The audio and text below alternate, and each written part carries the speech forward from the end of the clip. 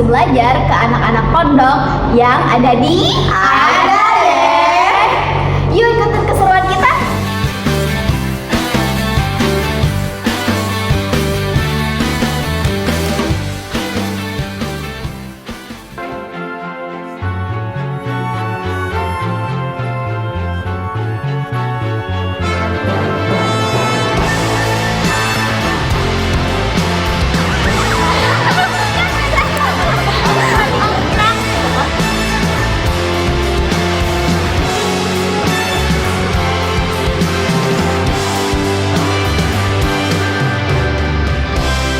Hai guys, di sini kami dari kelompok 3. Pada kegiatan ini kami akan memberikan psikoedukasi mengenai motivasi belajar di TPA Gria Quran Sukati Maksum yang ada di Karangwaru Kidul. Nah, tadi adalah video di mana adik-adik kami diminta untuk mencari dan mengambil amplop yang sudah disiapkan. Setelah adik-adik menemukan kelima amplop yang disembunyikan oleh kami, mereka kembali duduk melingkar bersama-sama dan kita akan membacakan serta menjelaskan isi amplop satu persatu dengan diselingi sharing-sharing bersama mereka. Di amplop pertama yaitu berisikan tentang motivasi belajar. Di amplop pertama ini kita membahas tentang motivasi belajar, yaitu semangat yang ada dalam diri seseorang yang membuat dia mau belajar, mau mencoba lagi walaupun gagal, dan mau mencapai tujuan yang diinginkan. Nah, di dalam pendidikan ada menurut tokoh yaitu John Santrop, yaitu motivasi belajar adalah semangat dalam diri yang mendorong seseorang untuk terus belajar dan tidak mudah menyerah. Sedangkan menurut Slavin, motivasi belajar adalah alasan kenapa seseorang mau belajar, misalnya karena ingin pintar, ingin bisa, atau ingin membuat orang tua bangga. Jadi motivasi belajar itu penting karena dari situlah semangat belajar kita akan muncul. Selanjutnya kita masuk ke amplop kedua, yaitu tentang suasana belajar. Menurut Slavin, kondisi belajar yang tidak kondusif atau tidak mendukung dapat menurunkan konsentrasi siswa. Jika suasana belajar sering terganggu, misalnya karena keributan, banyak aktivitas keluar masuk, atau jeda belajar yang terlalu lama, maka proses pembelajaran akan terputus. Akibatnya, siswa menjadi sulit untuk kembali fokus, waktu belajar terbuang, dan hasil belajar pun menjadi tidak maksimal.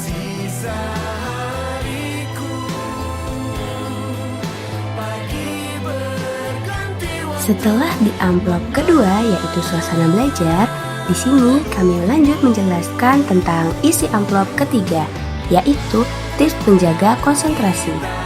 Di amplop ketiga ini terdapat beberapa tips untuk menjaga konsentrasi saat belajar. Di antaranya adalah belajar di tempat yang tidak ramai, mengurangi gangguan seperti suara TV atau notifikasi handphone, serta memberi tanda pada bagian penting agar lebih mudah diingat. Selain itu, kita juga bisa menggunakan kata-kata sederhana seperti fokus atau ayo untuk mengembalikan perhatian ketika mulai melamun. Belajar juga akan lebih efektif jika dilakukan dalam waktu yang tidak terlalu lama, diselingi dengan istirahat, serta tetap menjaga kondisi tubuh agar tidak mudah lelah.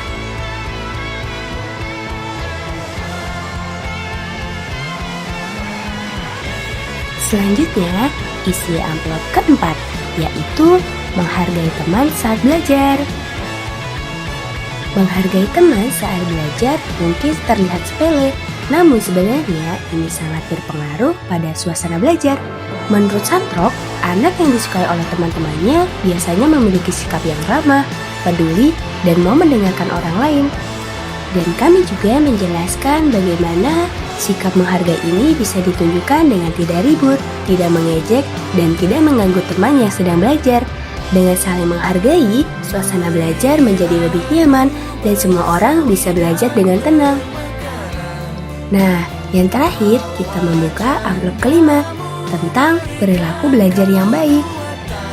Perilaku belajar yang baik bukan berarti harus langsung sempurna, tetapi perilaku belajar yang baik adalah mau mencoba, mau bertanya ketika tidak paham, dan mau memperbaiki diri sedikit demi sedikit.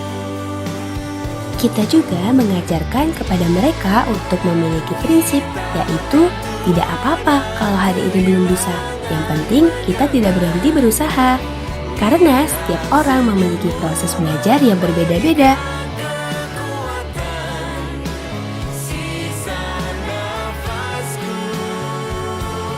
Melalui kegiatan dalam video ini, kami berusaha menyampaikan materi psikoedukasi tentang motivasi belajar dengan cara yang sederhana dan mudah dipahami oleh adik-adik yang ada di TPA. Penyampaian materi dilakukan secara bertahap melalui pembacaan isi amplop, sehingga adik-adik dapat mengikuti alur penjelasan dengan lebih terstruktur.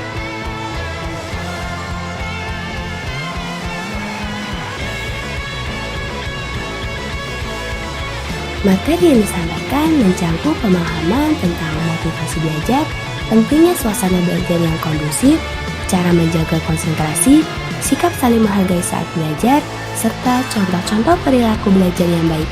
Setiap bagian dalam video saling berkaitan dan bertujuan untuk memberikan gambaran mengenai kebiasaan belajar yang positif dalam berkegiatan belajar sehari-hari yang ada di TPA.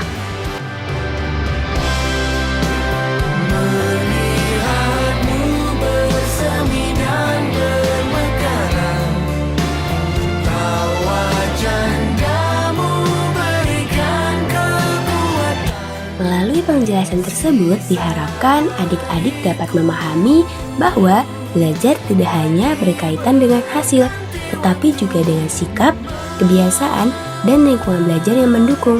Kegiatan ini menjadi salah satu upaya untuk membantu adik-adik dalam membangun semangat belajar serta menciptakan suasana belajar yang lebih nyaman dan tertib.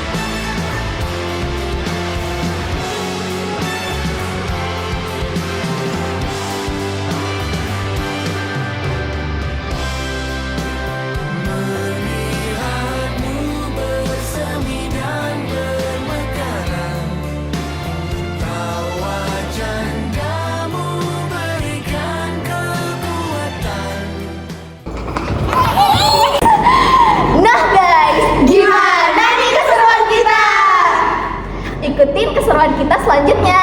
Terima kasih.